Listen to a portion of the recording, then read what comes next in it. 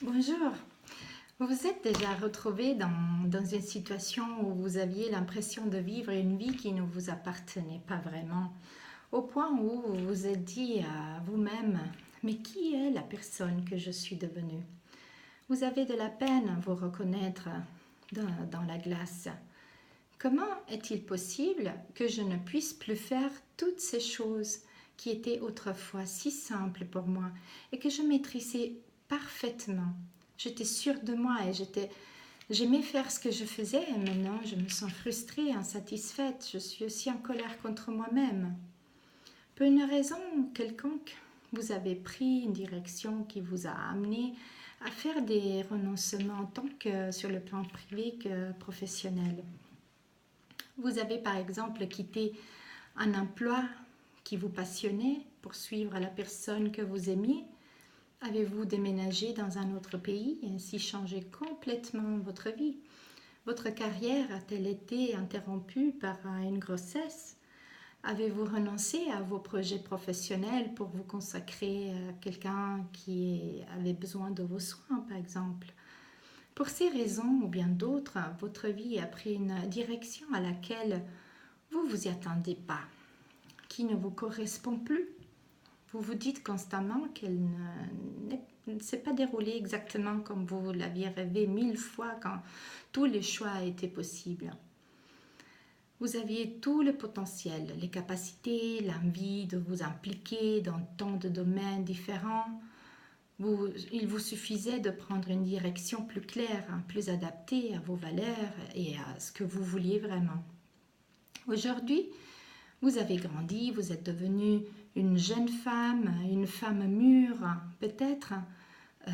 Êtes-vous une mère de famille avec de nombreuses responsabilités ou une femme qui choisit de se consacrer entièrement à son travail au point de renoncer complètement à soi-même et à sa sphère privée pour créer une famille ou une relation de couple qui vous rende heureuse? Vous avez le sentiment d'avoir fait des choix qui vous ont en partie satisfait, mais vous pensez qu'ils vous ont conduit à abandonner ou à mettre de côté d'autres aspects de vous que vous ne voulez plus abandonner. En ce moment, vous êtes dans une phase de bilan et vous vous rendez compte que beaucoup de temps s'est écoulé. Pendant longtemps, vous avez été tellement absorbé par les 1000 engagements de votre vie quotidienne que vous avez complètement oublié cette partie de vous qui aimait faire tant de choses, qui travaillait dans un but, qui créait des projets, qui aimait les contacts avec les gens, qui voyageait, qui ne craignait pas le monde et qui était très curieux de la diversité. Vous savez que vous pouvez encore entrer dans le jeu. Vous pouvez vous retourner. Vous vous sentez coincé parce que tout le monde a eu besoin de vous, vous êtes un peu oublié. Maintenant, vous ne savez plus comment vous retrouver et comment faire remonter à la surface ces qualités qui vous appartenaient. C'est comme si vous aviez oublié toutes ces qualités qui vous ont distingué. Vous n'avez pas à vous inquiéter, car vous pouvez à tout moment changer la direction que vous donnez à votre vie. Vous n'avez pas à vivre la même chose durant toute votre vie. Vous avez le pouvoir de changer votre réalité. Personne d'autre ne peut le faire à votre place. Il y a eu un moment où j'ai ressenti un peu le même sentiment. Je ne me reconnaissais plus pleinement et j'avais oublié qui j'étais. C'était comme si j'avais pris un train qui fonctionnait en mode automatique. Je ne savais pas comment sortir de cette situation dans laquelle je m'étais mise. J'avais perdu confiance en moi. Et pendant plusieurs années, j'ai pris soin de ma famille et c'est une noble cause que je ne regrette pas. Pour une raison ou une autre, j'étais convaincue que je ne pouvais pas me consacrer à mes projets personnels et professionnels en même temps et à mes désirs de faire et de contribuer en partie à créer un monde meilleur. Si j'avais continué dans cette direction, je me serais complètement perdue et j'aurais vécu la vie de quelqu'un d'autre. Au risque d'être malheureuse et frustrée, je me serais laissée aller et j'aurais donné de l'espace euh, au prix de me perdre.